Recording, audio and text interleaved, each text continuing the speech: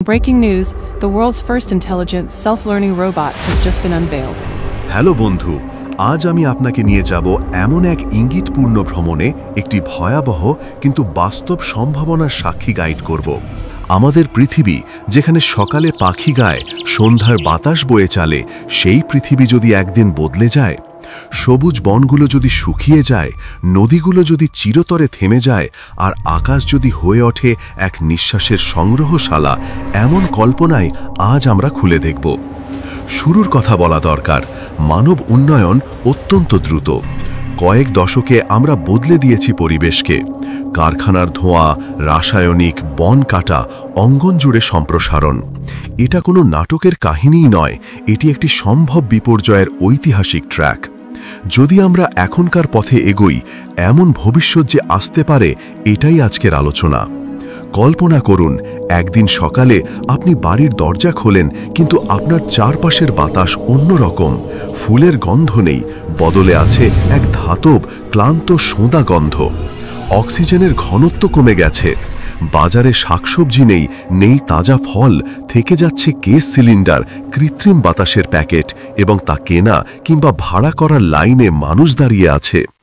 এরকম পরিস্থিতি আজকের বিজ্ঞানী বক্তব্য নয়, বহু গবেষণা এমন ঝুঁকি ইঙ্গিত করে।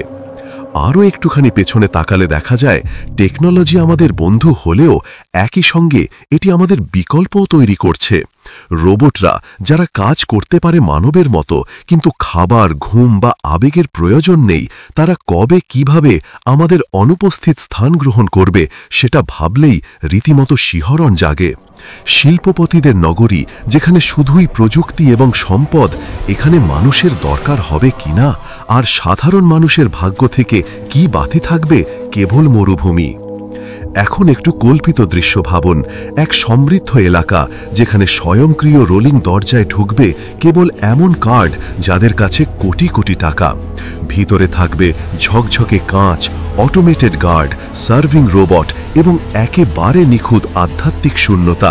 মানুষ নেই, শুধুই প্রযুক্তি।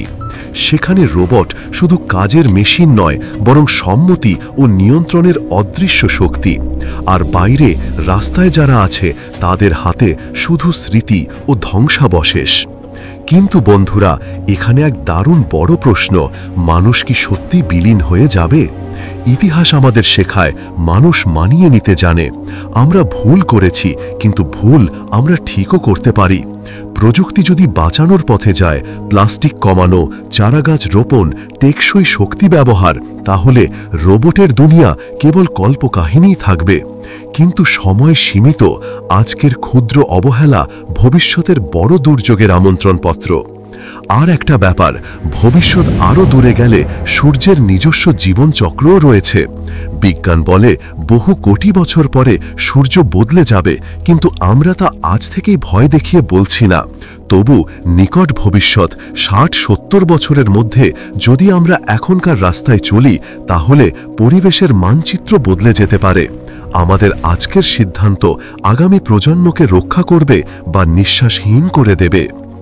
তাই করব কি? প্রথমে চিন্তা বদলাতে হবে। ছোট ছোট অভ্যাস, প্লাস্টিক কমানো, সাধারণ শক্তি ব্যবহারে সচেতনতা, বন রক্ষা, এসব বড় পরিবর্তনের সিঁড়ি। দ্বিতীয়ত, টেকনোলজি ব্যবহারের নৈতিকতা জরুরি। রোবট ও এআইকে মানুষের বিকল্প হিসেবে নয়, মানুষের সহায়ক হিসেবে গড়ে তুলতে হবে। আর তৃতীয়ত, নীতি নির্ধারক ও শিল্পপতিদের কাছে শক্ত অবস্থান নিতে হবে। পরিবেশকে অগ্রাধিকার দিতে হবে, পুঁজির নামের পেছনে না গিয়ে। বন্ধুরা, আজকের কথাগুলো ভয় দেখানো নয়, এটি একটি সতর্ক বার্তা। আমরা যদি এখনই না বদলাই, আগামী প্রজন্মের ইতিহাসে আজকের দিনগুলোকে আমরা লিপিবদ্ধ করে দেব মানব জাতি নিজে নিজে ধ্বংসের পথে। কিন্তু আমরা যদি সচেতন হয়ে উঠি, রক্ষা করি প্রকৃতিকে এবং প্রযুক্তিকে নিয়ন্ত্রণে রাখি, তাহলে রোবটের মিলিত কাহিনী কেবল কল্পকথাই হয়ে যাবে। আপনি কি ভাবেন? আপনি কি বিশ্বাস করেন রোবটের দুনিয়া আসছে, নাকি আমরা এটা পাল্টে দিতে পারবো? নিচে কমেন্টে আপনার মতামত জানাতে ভুলবেন না। যদি এই ভিডিওটি ভালো লেগে থাকে, সাবস্ক্রাইব করে ঘন্টার বেল আইকনটা অন করে রাখুন। আরও এমন চাঞ্চল্যকর গল্প, ভয়ঙ্কর ভবিষ্যৎ ও সত্যকে নিয়ে আমরা ফিরে আসব। ধন্যবাদ, দেখা হবে পরের ভিডিওতে।